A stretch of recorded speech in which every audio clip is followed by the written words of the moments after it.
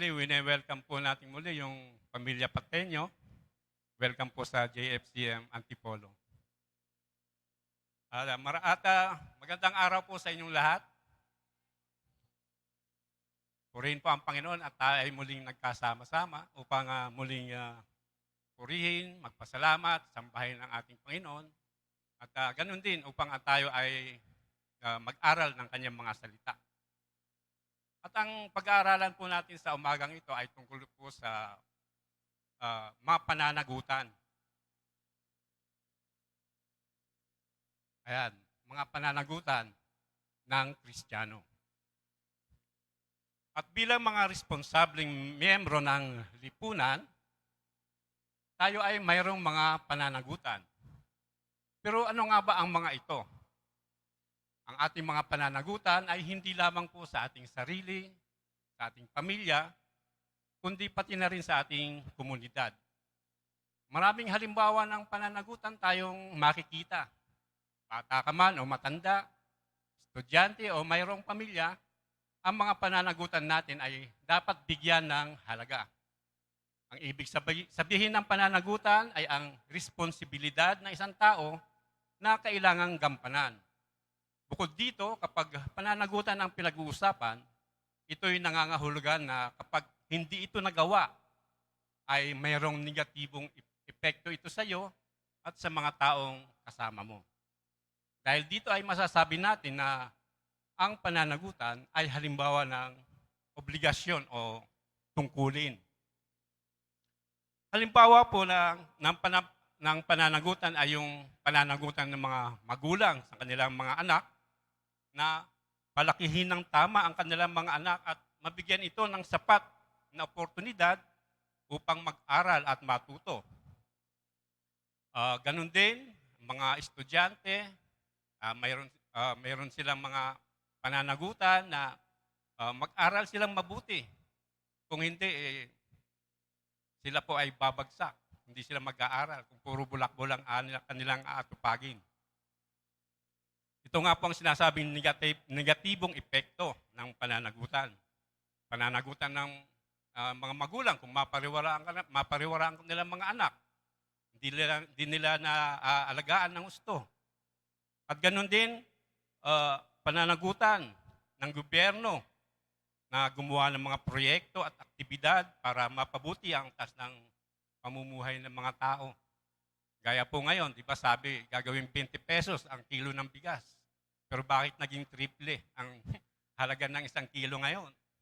Di po ba? Dapat pananagutan ng gobyerno yan. At pananagutan din natin bilang mga mamamayan na magbabayad tayo ng buwis at susunod sa mga batas na pinaiiral ng ating gobyerno upang maiangat din ang ekonomiya ng ating bansa. At ganun din, di ba, pag mangungutang tayo, kailangan ng garantor. Di po ba? Ang garantor po ang may pananagutan na kung hindi makapagbayad yung nangutang sa iyo, siya may pananagutang magbayad ng inutang nung ginarantoran niya. Amen po?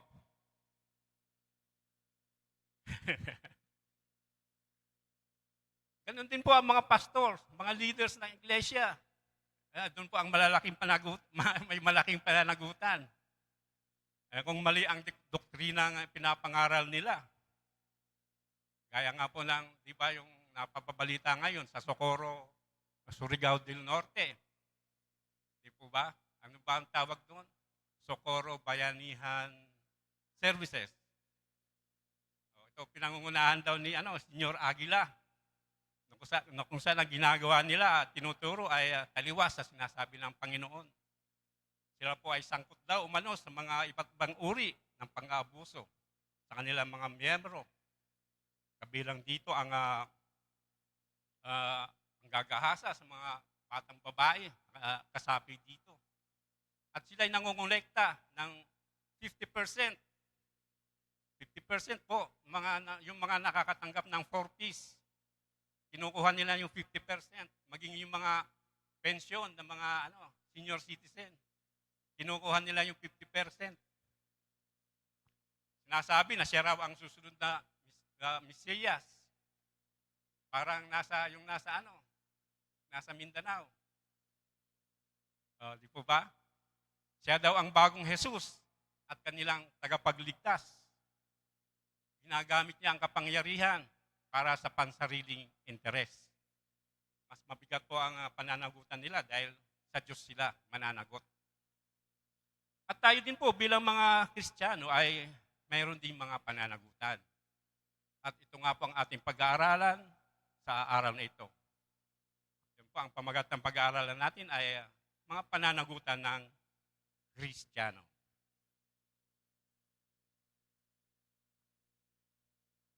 Ang buhay Kristiyano po ay isang bagong buhay at binabagong buhay. Ito ay nangangailangan ng mga bagong kasanayan at pag-uugali. Kailangan magbago dahil kalakip ng kaligtasan ay ang mga pananagutan na inaasahan ng Diyos na ating gagampanin sa ating mga buhay. Ito po ang pag-aaral na natin sa sulat ni Apostol Pablo sa 2 Korinto 5, talatang 15 hanggang 17. Ang sabi po dito, siya ay namatay para sa lahat upang ang mga nabubuhay ay huwag nang mabuhay pa para sa kanilang sarili, kundi para sa Kanya na alang-alang sa kanila ay namatay at muling nabuhay.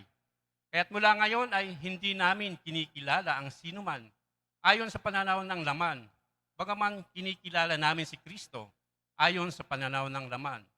Ngunit ngayon ay hindi na gayon ang aming pagkakilala. Kaya't kung ang sinuman ay na kay Kristo, siya ay bagong nilalang. Ang mga lumang bagay ay lumipas na. Tingnan ninyo, ang lahat ay naging bago. Ano-ano nga ba ang mga pananagutan bilang ating mga pananagutan bilang mga Kristiyanong nakipag-isa sa Panginoong Hesus? Una po, pananagutang magmatapat sa Panginoon hanggang wakas. Inilarawan ni Apostol Pablo ang buhay Kristiyano bilang isang takbuhin. Ito ay takbuhin panghabang buhay. Yung parang karera, di ba? Takbuhin. Hindi panandalian lamang. Dahil dito ay kailangan natin ng pagmamatapat sa Panginoong Hesus na tumawag sa atin upang tayo ay makapanagumpay hanggang wakas. Ang pananatiling tapat ay isang pasya na kailangan gawin ng bawat isa. Ito ay nangangailangan ng pagkilala at pagsasagawa ng ilang mahalagang katotohanan.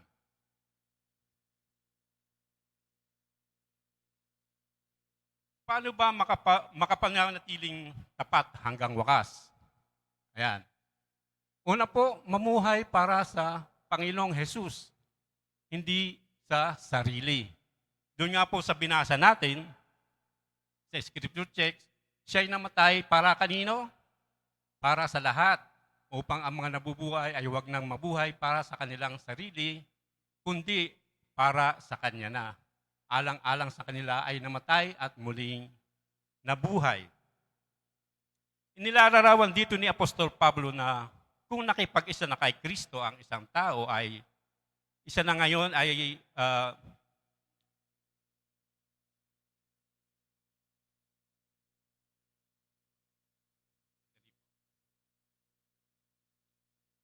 kung nakipag-isa na kay Kristo ang isang tao ay isa na siyang bagong nilalang. Wala na ang dati niyang pagkatao. Sa halip, ito'y napalitan na ng bago. Sinasabi sa atin ni Apostol Pablo na ang lahat na lumipas na ay namatay na sa pamamagitan ng Panginoong Hesus. Sinasabi rin sa atin na ang lahat ng mananampalataya ay namatay na kasama ni Kristo at hindi na nangabubuhay pa para sa sarili. Hindi na makamundo ang ating pamumuhay at spiritual na tayo ngayon. Ang ating kamatayan ay tumutukoy po sa ating dating pagkatao na ipinakong kasama ni Kristo sa krus. Nalibing itong kasama niya at gaya ng pagkabuhay muli ni Kristo, gayon din naman, binuhay tayong kasama ni Kristo upang tayo rin ay magkaroon ng panibagong buhay. Wala na ang dating pagkatao. Ang dati ay tumutukoy sa lahat ng bagay na bahagi ng ating lumang kalikasan. Ano po ang mga luma nating kalikasan? Ito po yung mga dati nating mga pag-uugali. Ito ang pagiging mataas, yung pag-ibig sa kasalanan, pag-ibig sa sa kayamanan, kamatayan. Kayamanan, pagtitiwala sa ating mga sarili, sa ating mga pag-uugali at sa mga naisin ng buhay, sa ating mga buhay. Ang pinakamalaga sa lahat ay namatay na po ang dating pag-ibig kasama ang pansariling katwiran at pagtataas sa sarili. Tumitingin po ang bagong pagkatao palayo sa sarili patungo kay Kristo. Namatay na ang mga dating bagay at ipinakong kasama ang ating mga makasalanang kalikasan. Ang bagong pagkatao ay isang kahangahangang bagay na nagmula sa isipan ng Diyos at nilikha sa pamamagitan ng kanyang kapangyarihan para sa kanyang kaluwalhatian. Ang buhay Kristiyano ay ang pagsusuko ng makasariling buhay upang ipamuhay ang bagong buhay na kaloob ng Panginoong Hesus. Tayo po ay binili sa napakalaking halaga at kanya tayong inaangkin para sa Diyos. Ang layunin ng Diyos ay ang maibalik tayo sa Kanya at ang pagliligtas sa pamamagitan ng Panginoong Hesus ay ang kaparaanan lamang upang makamit ito. At sinasabi rin po sa unang Korinto 6:19 na hindi ba ninyo alam na ang inyong katawan ay templo ng Espiritu Santo na nasa inyo at ipinagkaloob ng Diyos sa inyo? Hindi na ninyo pag-aari ang inyong katawan sapagkat binili niya na kayo sa isang halaga. Kaya't gamitin niyo ang inyong katawan upang maparangalan ang Diyos. Sinabi po dito na hindi na natin pag-aari ang ating katawan. Sino na kung ganon ang nagmay-ari ng ating katawan? Ang Panginoong Hesus. Bakit? Sapagkat binili niya na tayo. Binili sa napakalaking halaga sa pamamagitan ng dugo ng ating Panginoon nang ipako siya sa krus. Kaya nga po kapag tayo nagbibisyo, kapag tayo umiinom ng alak, naninigarilyo, nagdadrugs, sinisira natin ang ating katawan. Ganon din kapag tayo nakikiapid, ang sabi nga dito ni Pablo ay napipinsala. Napipinsala din ang ating katawan. Tulad ng mga bagay na ipinagkaloob sa atin ng Panginoon ay nararapat lamang na maging mabuti tayong tagapangalaga o good steward ng ating mga katawan. Sa pagtanggap natin sa Panginoong Hesus, ang ating katawan ay naging templo ng banal na Espiritu. Kaya nararapat lamang na ingatan natin ito, alagaan at gamitin lamang para sa mga gawaing mapaparangalan ang Panginoon. Amen po? At pangalawa, kung paano tayo mananatiling tapat hanggang wakas, ay pag-ingatan ang pananampalataya. Ayon po sa Hebrews 6, verse 4-8, sapagkat paano pang magsisisi at manunumbalik ang mga tumalikod na sa kanilang pananampalataya. Dati naliwanagan na sila, nakalasap ng makalangit na kaloob, at naging kabilang sa mga tumanggap ng Espiritu Santo. Nakalasap na rin sila ng kabutihan ng salita ng Diyos at nakadama ng kapangyarihan ng Diyos na lubusang mahayag sa panoong darating. Kapag sila'y tumalikod, pagkatapos malasap ang lahat, hindi na sila maaari pang maakay sa pagsisisi at mapanumbalik sapagkat muli nilang ipinapako sa krus at inilalantad sa kahihiyan ang anak ng Diyos. Sapagkat pinagpapala ng Diyos ang lupang pagkatapos tumanggap ng masaganang ulan, ay sinisibulan ng halamang pinapakinabangan ng mga magsasaka. Subalit kung mga damo at halamang matitinik ang tumutubo doon, walang kabuluhan ang lupang yon, at ito ay nanganganib pang sumpain ng Diyos. Ito ay tutupukin sa apoy.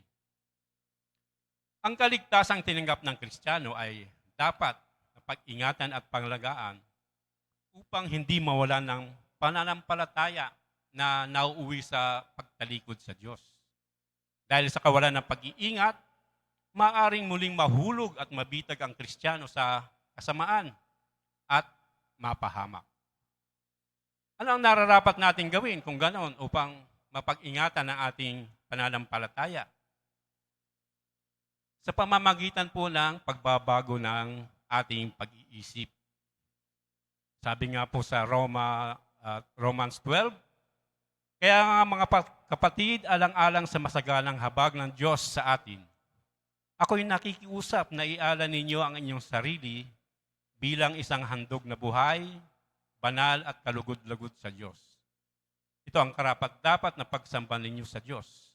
Huwag kayong makiayon sa takbo ng mundong ito. Mag-iba kayo sa pamamagitan ng pagbabago ng inyong pag-iisip upang maunawaan ninyo ang kalooban ng Diyos, kung ano ang mabuti, kalugod-lugod, at na kalooban niya. Sinabi po niya na huwag kayong makiayon sa takbo ng mundong ito. Ano po ang ibig sabihin niya? Huwag makibagay, huwag maging katulad. Paano ba namumuhay sa mundong ito sa panahon ngayon? Ang gusto po kasi ng mga tao ay ang comfort zone, di ba? Yung maaliwalas, walang problema. Ang prosperity nila. Pakikibagay sa kung ano ang uso at kung ano ang hilig at luho ng mundo. Yan po ang gusto ng mga tao ngayon. Kaya nga sinabi ni Pablo na huwag makiayon. Saan po? Sa takbo ng mundong ito. At paano tayo hindi makikiayon sa takbo ng mundong ito? Sinabi po niya na mag-iba. Mag-iba kayo sa pamamagitan ng pagbabago ng inyong pag-iisip. Imbes na umayon tayo, dapat maging iba. Iba tayo upang ating malabanan ang hatak at impluensya ng mundong ito. Dahil ang depensa ng isang Kristiyano ay nagsisimula sa ating mga pag-iisip, sa ating isipan. At paano naman mababago ang pag-iisip ng isang Kristiyano? Tanging ang salita lamang ng Diyos ang makapagbabago ng ating isipan. Ang salita lamang ng Diyos ang makapagbabago ng ating mga makamundong katangian. Ito ang nagtuturo at nagpapaalala sa atin ng buong kaalaman upang tayo ay makaharap sa Diyos ng walang kapintasan. Ang pagbabago ng pag-iisip ay mangyayari po lamang kung ang ating isip ay punong-puno ng katotohanan tungkol sa banal na kasulatan. Kaya dapat po ay lagi tayo nagbabasa ng salita ng Diyos. Amen po. At ano pa po para makapananatili tayong tapat hanggang wakas? Ang sabi po dito ay supilin ang laman. Ganun din po ang sinabi sa Romans 8:58. Ang mga namumuhay ayon sa hilig ng laman ay walang pinahahalagahan kundi ang mga bagay na ukol sa laman. Ngunit ang mga namumuhay sa espiritu ay nagpapahalaga sa mga bagay na espiritual. Ang pagsunod sa hilig ng laman ay naghahatid sa kamatayan. Ngunit ang pagsunod sa espiritu ay nagdudulot ng buhay at kapayapaan. Maliwanag po na sinabi ni Pablo na ang pagsunod sa hilig ng laman. Ano po yung mga hilig ng laman? Yung pakikiapid, kahalayan, kalaswaan, pagsampa sa Diyos-Diyosan, pangkukulam, pagkupot sa isa't isa, pagseselos, paglalasing, kalayawan, at marami pang katulad nito. Ito po ay naghahatid sa kamatayan, ngunit ang pagsunod sa Espiritu ay nagdudulot ng buhay at kapayapaan. At kapag sinusunod ng tao ang mga hilig ng laman, ano po ang nangyayari? Papahamak. Siya po'y nagiging kaaway ng Diyos. Bakit po? Sapagkat hindi niya sinusunod ang batas ng Diyos, ang utos ng Diyos. At sinabi po dito na hindi po nalulugod ang Diyos sa mga taong nabubuhay sa hilig ng laman. So yan po ang unang pananagutan ng isang Kristiyano, ang pananagutang magmatapat sa Panginoong Hesus hanggang wakas. Ang ikalawa po ay pananagutang pakikipag-isa sa iglesia ng Panginoon.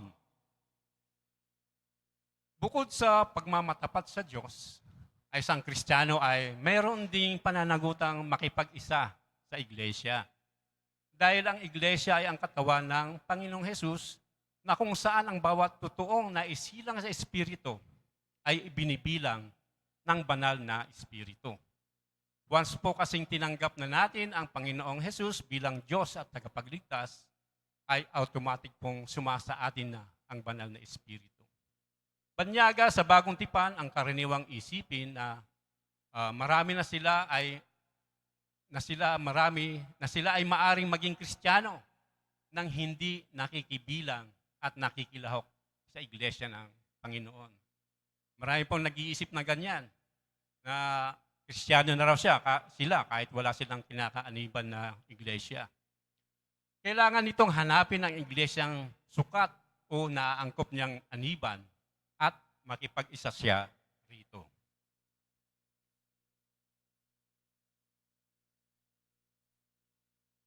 Bakit kailangan makipag-isa ang mga Kristiyano sa iglesia? Ayan po. Sapagkat sila ay isinilang na muli ng banal na Espiritu upang maging bahagi nito. Sabi po sa 1 Corinthians 12-14, si Kristo ay tulad ng isang katawan na may maraming bahagi. Kahit na binubuo ng iba't ibang bahagi, ito ay nananatiling isang katawan. Maging Hudyo o Hentil, alipin man o malaya, tayong lahat ay binautismuhan sa iisang Espiritu upang maging isang katawan. Tayong lahat ay pinainom sa iisang Espiritu. Ang katawan ay binubuo ng maraming bahagi at hindi ng isang bahagi lamang. Ang iglesia po ay hindi lang basta inihalin tulad sa katawan, kundi sa katawan ni Kristo. Kaya kung ano ang pagtrato mo sa church, ay parang kay Kristo mo na rin ginagawa. Di po ba? Malinaw. Malinaw na ang church ay ang katawan ni Kristo. Kaya kung ano ang pagtrato mo sa church, ay parang kay Kristo mo na rin ito ginagawa. Nangyayari po ito kay Pablo noong panahon na inuusig niya ang mga Kristiyano. Noong ma-encounter niya ang Panginoong Hesus sa daan papuntang Damascus, ay ang sabi sa kanya ng Panginoon, di ba? Anong sabi sa kanya ng Panginoon? Ako ang inuusig mo. Di po ba? Yun ang sabi ng Panginoon sa kanya. Ako ang inuusig mo. Kaya malinaw po na kung tayo ay naglilingkod sa iglesia, ay kay Kristo na rin tayo naglilingkod. Yan po ang ibig sabihin ng body of Christ. Kung sinasabi nating mahal at pinahalagaan natin si Kristo, ay dapat po na ipapakita rin natin ang pagmamahal at pagpapahalaga sa iglesia. Hindi pwedeng ihiwalay natin ang relasyon natin kay Kristo at sa iglesia. Kapag sinabing katawan ni Kristo, ibig sabihin, isa lang. Singular po. Ang marami ay yung mga miyembro o ang katawan o ang bahagi ng katawang ito. At binigyan din ito ni Apostol Pablo ang nakamamanghang pagkakaisa na meron tayo kay Kristo dahil sa mabuting balita. Ang sabi sa verse 13 ay, maging Hudyo o Hintil, alipin man o malaya, tayong lahat ay binautismuhan sa isang Espiritu upang maging isang katawan. Tayong lahat ay pinainom sa isang Espiritu. Ibig sabihin, magkakaiba man ang ating lahi, magkakaiba man ang ating edad, gender, o antas ng spiritual maturity, ang mabuting balita ay makapangyarihan para pagkaisahin tayo sa iglesia. Isang espiritu ang tinanggap natin. Kung yung pagkakaisa natin kay Kristo na gawa ng Banal na Espiritu, kasali na po doon yung pagkakaisa natin sa church upang maging isang katawan. Kaya nga sinasabi ni Pablo sa verse 14 na wala namang katawan na isang bahagi lang. Di po ba? Ang katawan ay binubuo ng maraming bahagi at hindi ng iisang bahagi lamang. Kaya pag sinabing isang katawan, meron tayong pagkakaisa kay Kristo. Pero hindi ibig sabihin nito ay magkakapareho. Pare-pareho tayong naniniwala sa mabuting balita at sumusunod kay Kristo, pero nananatili pa rin ang marami nating pagkakaiba. Kaya dapat maintindihan natin yung mga gampanin o pakikibahagi natin sa iglesia. Pansinin po natin kung yung paglalarawan dito ni Pablo sa verse 15 saka 16. Sabi dito, kung sasabihin ng paa, hindi ako kamay, kaya hindi ako bahagi ng katawan. Hindi na nga ba ito bahagi ng katawan? Kung sasabihin ng tenga, hindi ako mata, kaya hindi ako bahagi ng katawan. Hindi na nga ba ito bahagi ng katawan? Magkaiba man tayong lahat, pero hindi ibig sabihin na hindi pwedeng maging makabuluhan ang pagiging miyembro natin sa iglesia. Dapat nakikibahagi tayo bilang miyembro ng iglesia. Sabi ni Pablo sa verse 17, kung puro mata lamang ang buong katawan, paano ito makakarinig? Kung puro mata, para tayong pinya nun.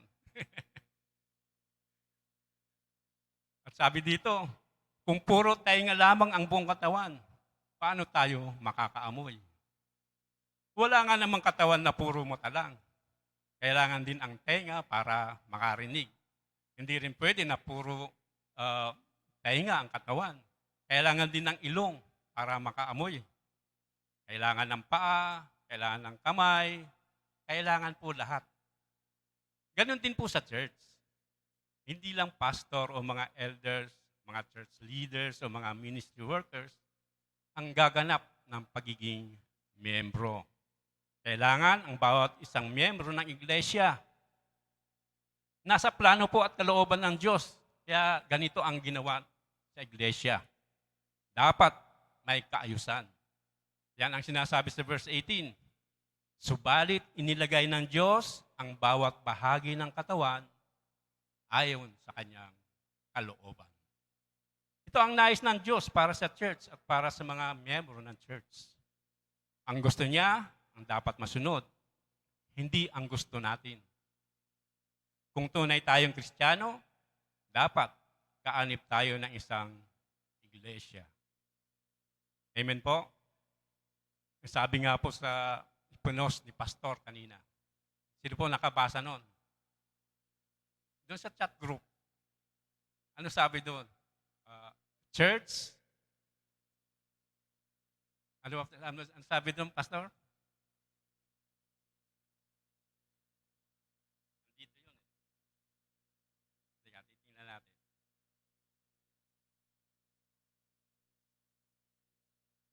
A church is not something you go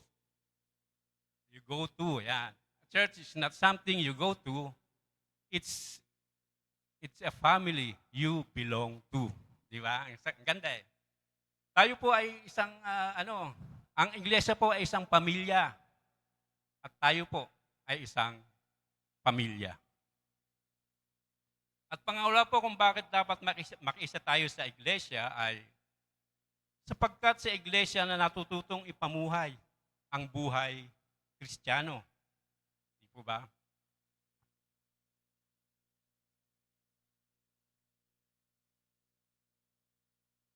Number 2 na ba tayo? Sapagkat sa iglesia natututong ipamuhay ang buhay Kristiyano. Sa letter A, dito tayo natututong tunay na umibig. Di ba? Diyan sabi sa John 13, verse 34, isang bagong utos ang ibinibigay ko sa inyo ngayon. Mag-ibigan kayo. Kung paano ko kayo inibig, gayon din naman, mag-ibigan kayo. Sinabi po ito ni Jesus, ang utos na ito sa huling hapunan, kasamang kanyang mga alagad at katatapos lang ng hugasan ang kanilang mga paa. Ito ay yung malapit na siyang aristuhin, hatulan ng kamatayan at ipapako sa krus. Kaya ito ang habilin niya sa kanyang mga alagad, ang mag-ibigan. Dapat maging maayos ang kanilang relasyon sa isa't isa dahil sa ang Panginoon ay malapit nang umalis sa mundo. Dapat po ang mga Kristiyano ay nagpapalakasan sa isa't isa, naglilingkod sa isa't isa, nagtutulungan, nagdadamayan. Yan ang pag-ibig na nais ng Panginoon sa ating mga Kristiyano. Dapat nga po, pati mga kaaway, di po ba, ibigin din natin. Utos din niya po ito. Ibigin niyo ang inyong mga kaaway. At sa letter B po, dito tayo natututong magtuwiran na may pag-ibig. Ibig sabihin po, dito sa iglesia, dito tayo natututong magtuwiran ng may pag-ibig. Sabi nga po sa Ephesians 4 verse 15 to 16, sa halip sa pamamagitan ng pagsasalita ng katotohanan sa diwa ng pag-ibig, tayo'y dapat maging lubos na katulad ni Kristo na siyang ulo nating lahat. Sa pamamagitan niya, ang mga bahaging pinag-ugnay-ugnay ng kasukasuan ay magiging isang katawan. At kung maayos na gumaganap ng tungkulin ang bawat bahagi, ang buong katawan ay lalaki at lalakas.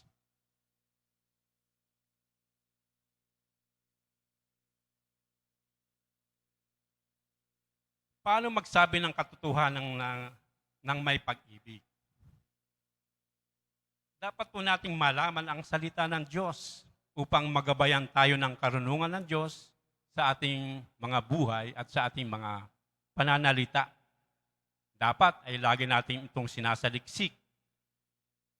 Di po ba? Sinasaliksik tulad po ng mga taga-Berea. Yung mga taga-Berea po, tuwing mga ngaral si Apostol Pablo ay sinasalisik nila yung kasulatan kung totoo nga ba ang pinapangaral ni Apostol Pablo.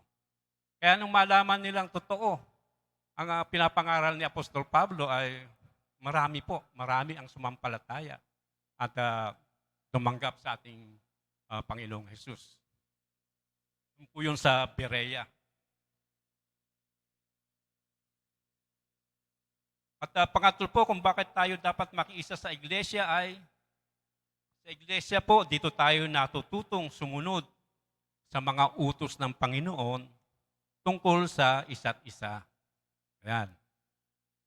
Sabi po sa Santiago 5, talatang 16, kaya nga ipagtapat ninyo sa inyong mga kapatid ang inyong mga kasalanan at ipanalangin ninyo ang isa't isa upang kayo'y gumaling.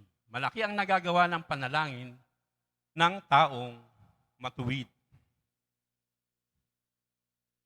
Ang bawat Kristiyano ay may pananagutan sa Panginoon kung paano tayo mamuhay at ganun din po kung paano tayo makisama o magtrato sa ating mga kapwa Kristiyano.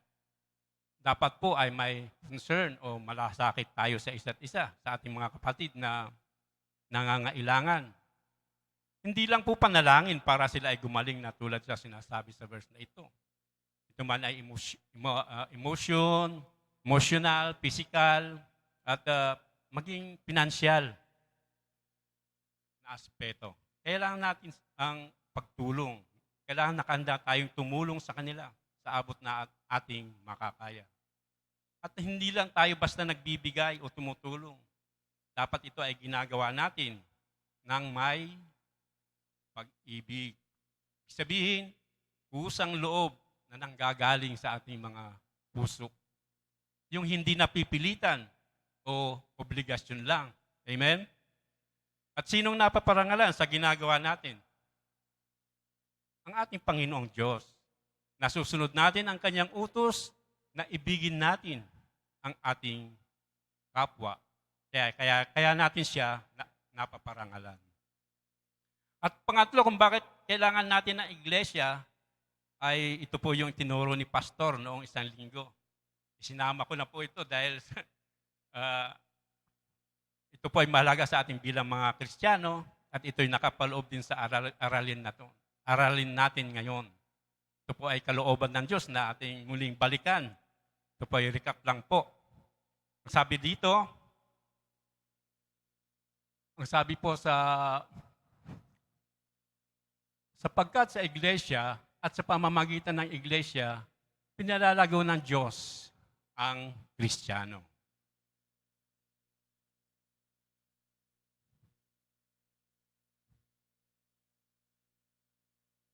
Hindi tayo niligtas ng Diyos sa kapahamakan. Hindi lamang tayo ginagamit ng Diyos bilang mga saksi. Tayo din ay pinalalago sa ating pananampalataya sa pamamagitan ng iglesia. Walang anumang nangyayari sa buhay ng isang Kristiyano na aksidente lamang. Anuman ang dahilan o pangyayari, ang mga ito ay pinapahintulot ng Diyos para sa ating paglagong spiritual.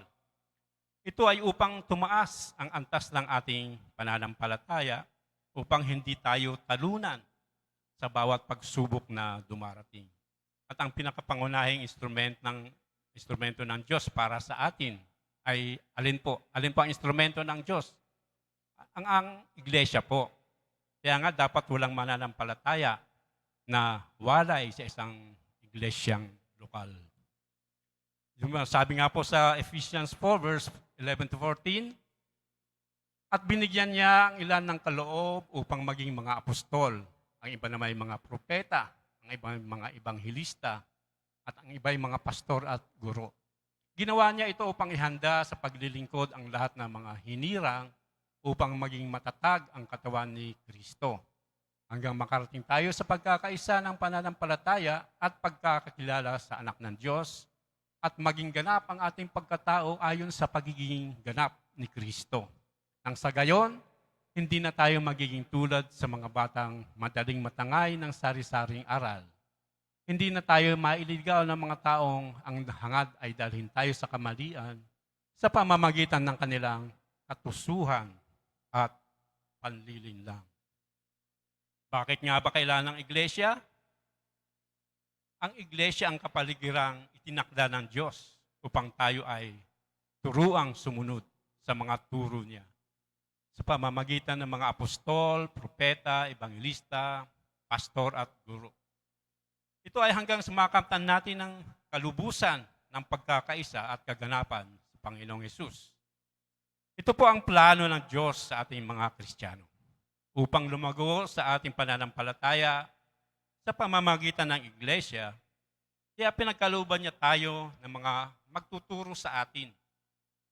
Yun nga, ang iba ay pinagkalooban niya bilang apostol, na kung saan ang apostol ay pinadadala para maging mensahero o kinatawan ni Kristo. Ang halimbawa po nito ay yung 12 apostol, na kung saan siyang kasama-kasama ni Panginoong Hesus. Maging si Pablo ay tinawag din pong apostol dahil sinugo siya ng Panginoong Hesus upang ipangaral o ipakilala siya sa mga tao.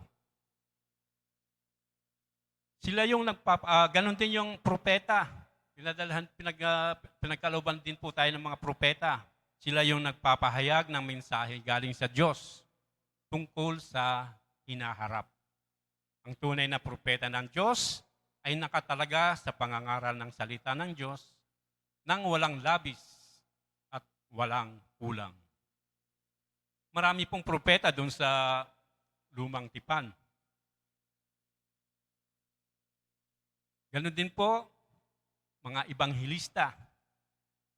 Sila din ay nangangaral ng mabuting balita at sila ay naglalakbay sa iba't ibang lugar para ipangaral ang ebanghelyo at manawagan para sa pagsisisi. At si Felipe nga po ang partikular na tinawag na ebanghilista sa bagong tipan. At ganoon din po, pinagkalooban tayo ng mga pastor at guro.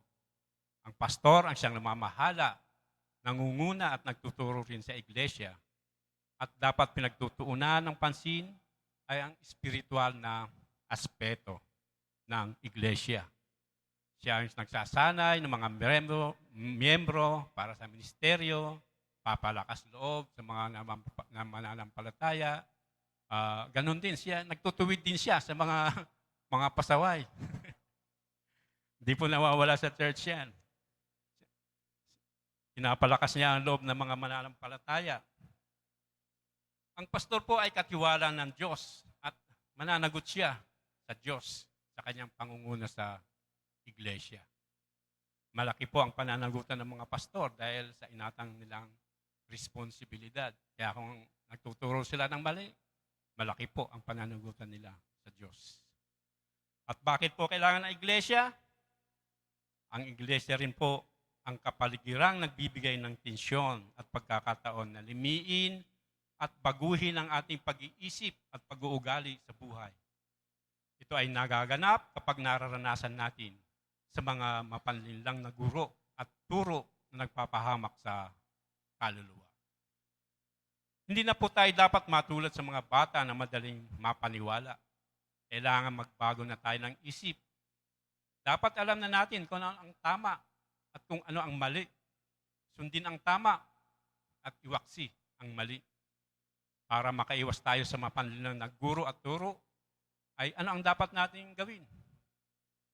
Palagi tayong magbasa ng salita ng Diyos. Yan po ang laging sinasabi, magbasa, magbasa, magbasa ng salita ng Diyos.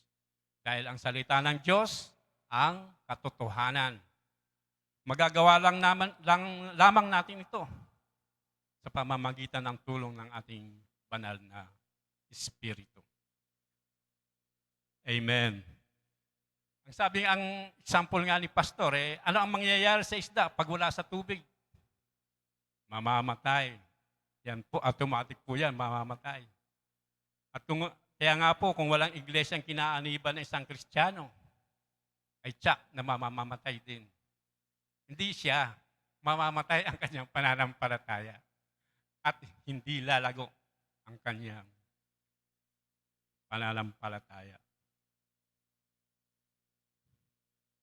Amen. At ang ikatlo po nating pananagutan, nakadalaw na po tayo. At ang last po, katlo, pananagutang abutin ang sanlibutan na tinubos din ng Panginoon. Ang buhay Kristiyano ay may kaakibat na misyon at atas sa Panginoon. Hindi tayo inililigtas at pinapanatili dito sa daigdig upang hintayin lamang natin ang pagtatapos ng buhay o ang pagbabalik ng Panginoon. Malinaw po ang inaasahan ng Panginoon mula sa mga Kristiyano at sa mga iglesia. At ito ay ang mangaral at ibalik ang mga bansa at mga tao sa Diyos na handang magligtas sa kanila. Ang atas na ito ay iniwan at nagubilin sa atin sa iba't ibang anyo. Ito ay naunawa ng unang iglesia at sila ay sumunod rito. Ang katibayan ng kanilang pagsunod sa atas ay isinalaysay ni Lucas sa mga gawa. Paano isasagawa ang atas at misyon ng Kristiyano at iglesia? Ang sinasabi po dito ay gawing alagad ang lahat ng mga bansa. Yan po ang atas ng ating Panginoon. Sabi sa Matthew 28, verse 18 to 20, lumapit si Jesus at sinabi sa kanila, ibinigay na sa akin ang lahat ng kapangyarihan sa langit at sa lupa. Kaya't habang kayo'y humahayo, gawin ninyong alagad ko ang mga tao sa lahat ng bansa. Bautismuhan ninyo sila sa pangalan ng Ama at ng Anak at ng Espiritu Santo.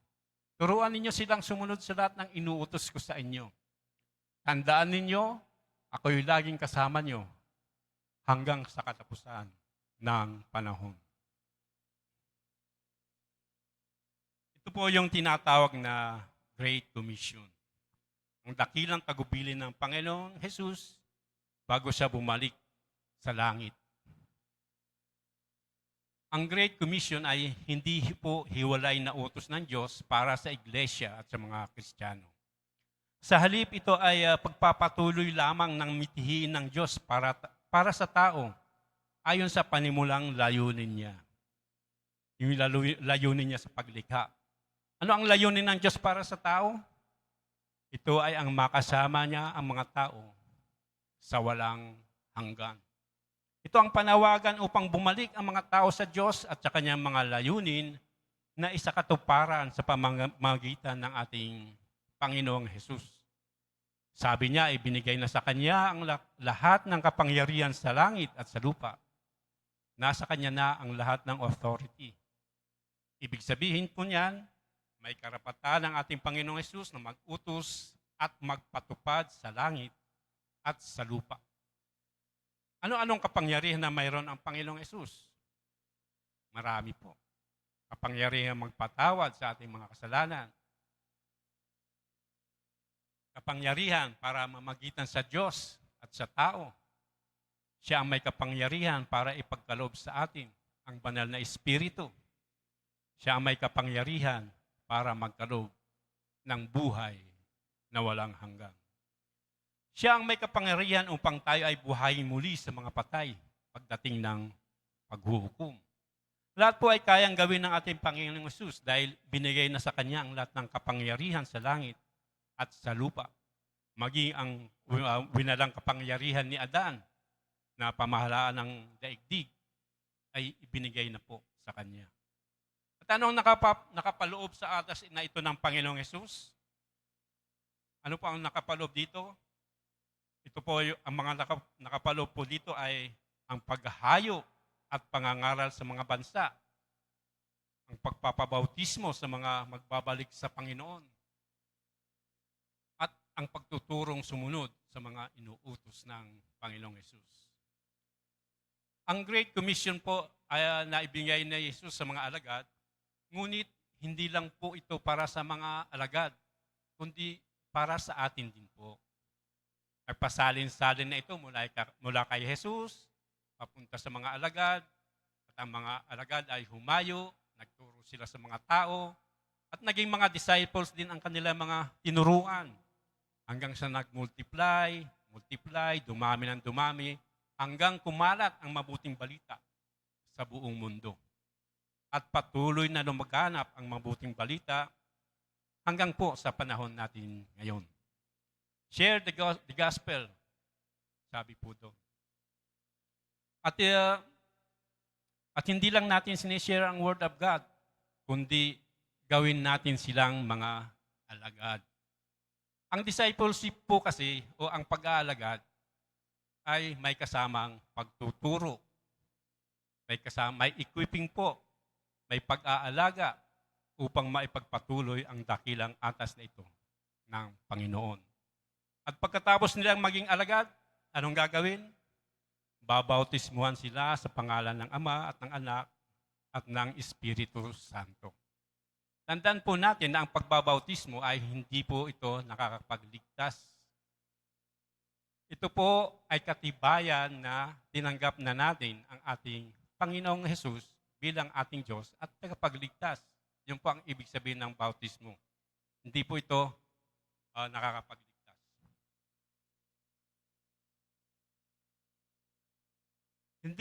Wag po tayong titigil hanggang merong hindi pa naaabot ng mabuting balita. Nais ng Panginoong Hesus na tapusin natin ang sinimulan niya. Ibahagi natin ang mabuting balita sa ating mga kakilala, sa ating mga kapitbahay, katrabaho, kaklase. Huwag na tayong lumayo sa ating pamilya. Di po ba? At mga kaibigan. Maging patutuo natin sa kanila ang buhay natin na nabago nang tanggapin natin ang Panginoong Hesus bilang ating Diyos at tagapagligtas. Tinuturo sa atin ng salita ng Diyos na ang ating pananagutan bilang mga mananampalataya ay gumawa ng walang kompromiso gaya ng pinagkaloob sa atin ng Panginoon at pinamumunuan tayo sa buhay na ito. Dapat nating lubos na maunawaan na hanggang sa pagbabalik ng Panginoon ay may mga kaluluwang dapat abutin at lahat ng uri ng ministeryo ay isasagawa. Ang ating gawain para sa Panginoon, kung ito ay tunay para sa Kanya, ay hindi mabibigo na maisakatuparan ang nais niyang matupad. Ang bawat mabuting gawa na ginagawa ng mga mananampalataya ay may walang hanggang mga pakinabang na ginagarantiyahan mismo ng ating Panginoon. Sabi nga niya sa Pahayag 22 verse 12, ay malapit na siyang dumating at ang gantimpala ay nasa Kanya na ibibigay niya sa bawat isa ayon sa ating ginawa. Sa madaling salita, ang ating pananagutan ay nakasalalay sa paggawa para sa Panginoon. Ito man ay pagtulong sa mga nangangailangan, paglilingkod sa ating lugar at iglesia, at anumang ginagawa natin na ang Diyos ang nabibigyan natin ng karangalan. Amen. At sa ating paglalagom, simple lamang ang mithiin ng Diyos para sa lahat ng tao. Nais niya na mga ito ay magsisi at magbalik loob sa Kanya. Ang mga tutugon dito ay Kanyang ililigtas at makakasama sa walang hanggan. Gayon din ay simple rin ang iniaatas ng Diyos sa atin na nagsipagbalik loob sa Kanya. Ito ay ang mamuhay ng matapat sa Panginoong Hesus hanggang wakas. Ito ay makipag-isa sa Kanyang iglesia tungo sa paglago at paglilingkod habang nabubuhay. Ito ay ang humayo at magsaksi upang mahikayat ang mga taong bumalik sa Kanya. Gawing alagad ang mga ito at turuan silang sumunod sa lahat ng inuutos niya. Ang makikipag-isa sa ganitong mithiin ng Diyos ay magbubunyi sa walang hanggan. Ang magsasariling katahanaman ng buhay ay manghihinayang o hahantong sa kapahamakan. Maraming salamat po at nawa ay may natutunan tayo sa araw nito. God bless.